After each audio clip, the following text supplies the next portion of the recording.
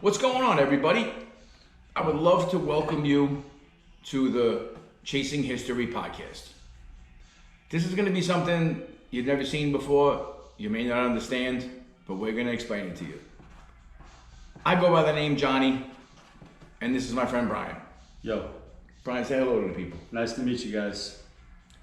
Basically, as you can see here, we've got some medals in front of us. We have some years of history between us. So we just want to kind of introduce ourselves and the space that we are creating in and the things that we're discovering we would love to share with you guys. So, Brian, please explain a little bit about yourself and how you got into taking pictures and things you discovered.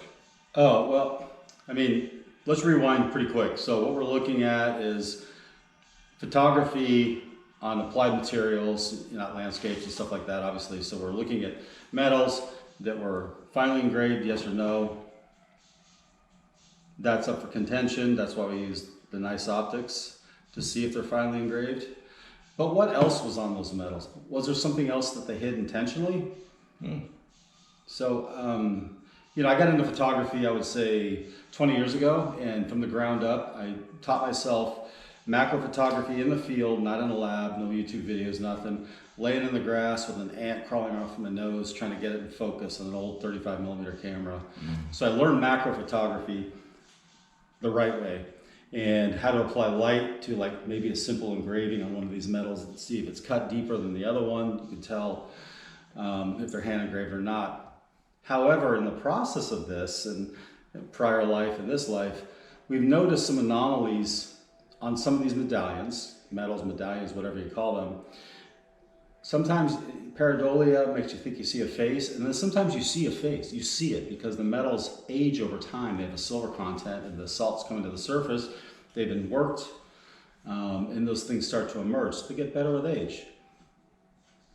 These are called not genuine by the experts. Basically, what we're going to prove is we weren't around 200, 300 years ago, and we're there when these pieces were made. Of course there's tons of copies. These are some of the most collectible metals in the world. But what we want to show you is, like Brian says, who would go through all the trouble to engrave things that we're going to show you on this piece if it's fake?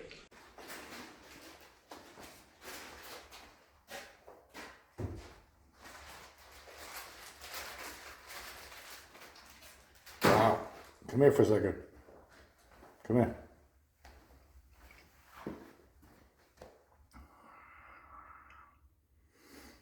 Actually, the dude. It's a full-fledged head. This is the thing. The not genuine term, you'll hear that from the guys on the block, the auction block that is. That is, I don't know, it's silly language because what they're saying is a counterfeit. So if you're going to make a counterfeit $1 million bill, for example, hypothetically, would you then also take the time to hide a bunch of cool shit on there? No, you wouldn't, because it wouldn't be the counterfeit anymore. It wouldn't be a replica. It's a practice piece or an original that's lost to obscurity. That's what we're trying to show to you guys. And I can give you some examples a little bit. I'm sorry if I'm on a run here. I apologize. No, First podcast ever. There's nothing to apologize about. This guy's a wealth of information. We're just trying to unlock that little safe that he has there. But we are, as you would say, novice collectors, which means we have a couple of years history. I haven't been doing this for 80 years, 50 years, 30 years, like some people, and we're not knocking those people. Because we honestly have approached some collectors that have collections and that are American relic people, and we've just heard nothing but negativity. Immediately, they're fake.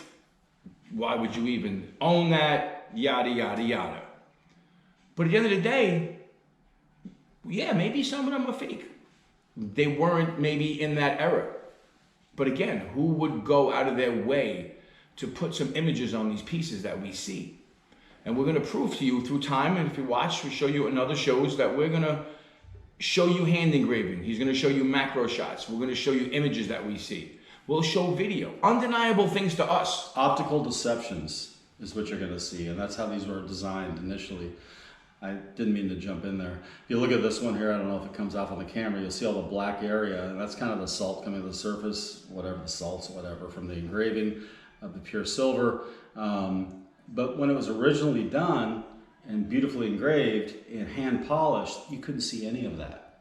However, if you held it up in the sun at the right time of day, probably the solar zenith, like somewhere in the middle of summer, when you go outside and you're squinting, even though it's not even brighter than the day before, that's the UV.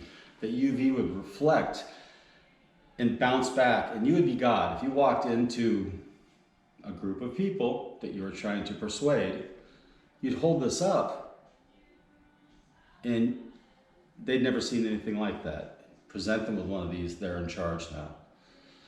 There's power in these.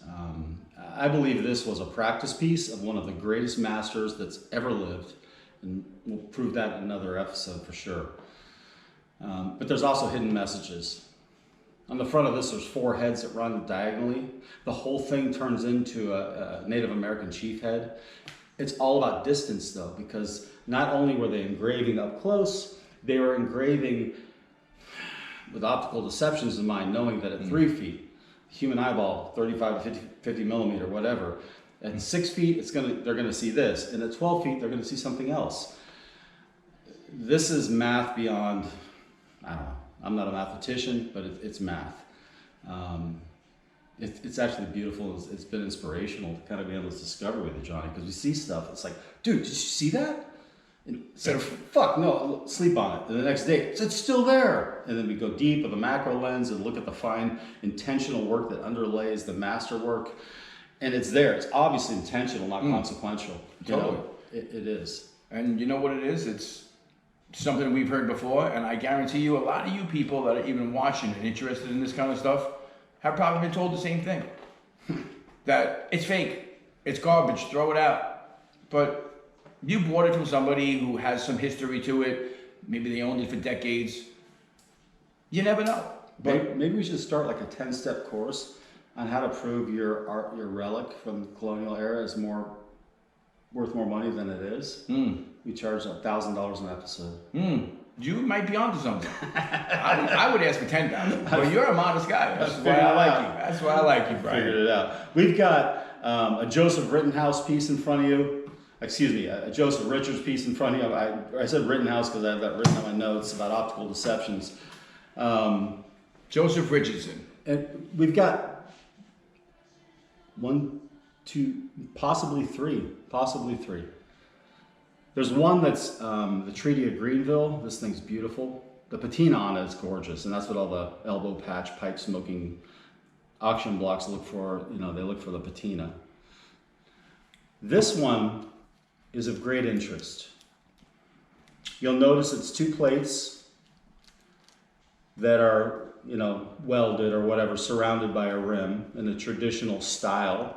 It looks like it's the right metal makeup for that period in time. We're talking 1789 to 1792, that 3-year golden age of the practice work, which is probably more important.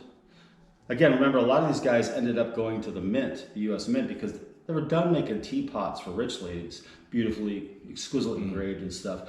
And now they were on a tear to produce what the government wanted, but at times they probably had their artistic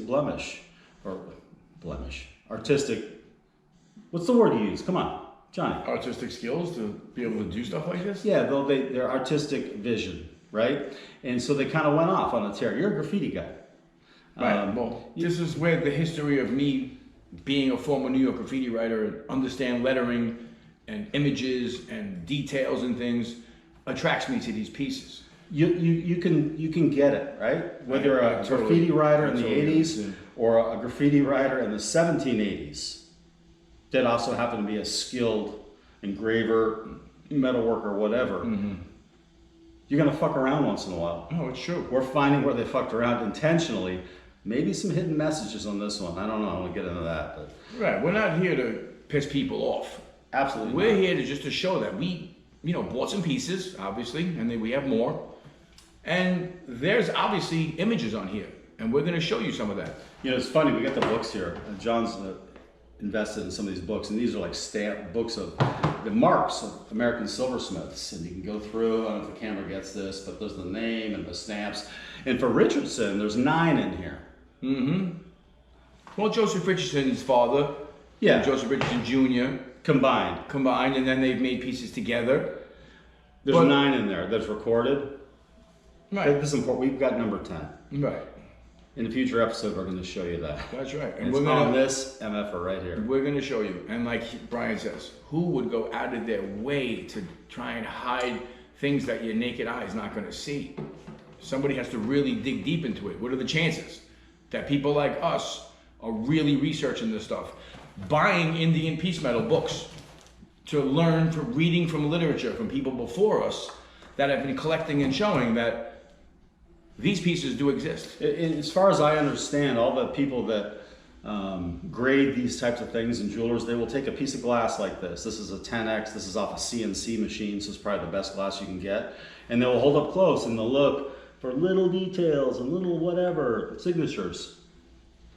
But have you ever seen them do a presentation of what they see at 3 feet, what they see at 12 feet? Mm-hmm. They haven't shown you that. We're going to show you that. That's where the magic happens. Standing further away from it and seeing the big picture. Up close, you're going to see a lot of beautiful things, and he's going to show you at macro shots that these pieces are hand engraved. There's a hand engravement to it, whether it was done in the 1700s, early 1800s. We don't know. A lot of the metals that we'll get into later in history were from 1789. None of them were made until 1793. So there was a gap there. There was, and I have a different opinion here, John, and we probably share the same thing. I think 89 to 92 was the golden years. Mm-hmm. And then 93 and a couple of things in 95 were like the fine, detailed, exquisite, because these guys were being hired for the mint. Mm-hmm. They got the job. Right. They didn't have time to F around anymore, right? 89 to 92, that 3-year span was the golden years of this stuff, the optical deception, hence the name Rittenhouse. Yep. Follow the rabbit trail, if you will. And like we say, people have told us that these are blatantly fake. But please explain things that we're seeing on here. They don't know. They don't know. We don't know what we see. But we're going to show you. What we're going to do is we're going to introduce you to the lab, all these magical places that Brian gets all these images and how he does it. So I'm going to show you a couple of edits and some things of him, you know, at work setting up for shots, because it's an amazing technique. It's not your average just like point and shoot. It's a lot. It's lighting, it's camera, it's action. John, before we break, John, I did want to say that if you had to discover if a metal was genuine or what they intentionally tried to message you in the hidden art, you would have to kind of reverse engineer that. So put yourself back in 92. Beef tallow candles, or, which is orange light, or outside in the sunshine. They were using optical aids, obviously. They couldn't have done this fine work without optical aids. No way. The glass they were using was crystal quartz. That's what they used to make crystal glasses art. And there's famous crystal quartz glass plants in Philadelphia. Crystal quartz has a unique property. You put on your sunglasses, they're UV coated. Everything you see is UV coated. Crystal quartz is like almost 100% transparent, or transmissive, I should say, of ultraviolet. So although we can't see it, we know we hate it when we look at it. It's a bright sun, and we know it damages our skin and stuff. However, what it does, when it hits a surface, it reflects back at different speed, and we can record that with cameras, and our eyes can be cameras too. So imagine having a piece of crystal quartz, solar zenith, July 4th, and you're doing the final touches on an engraving. You'd be able to see stuff that when you pulled it away, you couldn't see with the human eye. You'd have to use an objective to see it again. And that's where the photography piece comes in. We're using a full spectrum camera. It's modified. It shoots to infrared, it shoots to ultraviolet. I use cut filters along the way to isolate different wavelengths. And we figured it out, all right? You're not going to believe some of the things you see, but this is the whole point. All we could do is show what we found and display it to you, and you give us your opinion. Because we know what we see. I'm not making things up. And if you don't see it, I understand. You may see something else. Yeah. But again, who would go through the trouble of getting a piece of silver and etching this thing to death. Like he says, the lines, the cutting on this thing is so razor sharp. You have to be so precise to make these pieces. No graffiti artist I know is that precise. None. On a little piece of metal, cutting it, heating it up, warming it up, using certain pieces and techniques, it's not easy. I've got 2 here, but typically I would use 4 different pieces of optics to look at a unit like this, or any of these. And that would be at the macro detail, even the micro detail, and then a little pulled back a little bit more, and then more of a human eye, fisheye look. That's what they were using. I guarantee you, and I wish I could speak to a time traveler, they didn't have one optical device. They had 3 to 4 because they had to review the work through the 3-foot lens, through the 12-foot lens, through the 5mm lens. This is important stuff. You've seen the movie National Treasure? You see what this guy was going through to try and prove things? You seen Indiana Jones? The fucking missions this guy went on to get things done? We're no different. We're gonna do something totally different. This is totally refreshing. And we really hope you enjoy this journey. I'm Johnny. I'm Brian. And you're chasing history with us. Peace.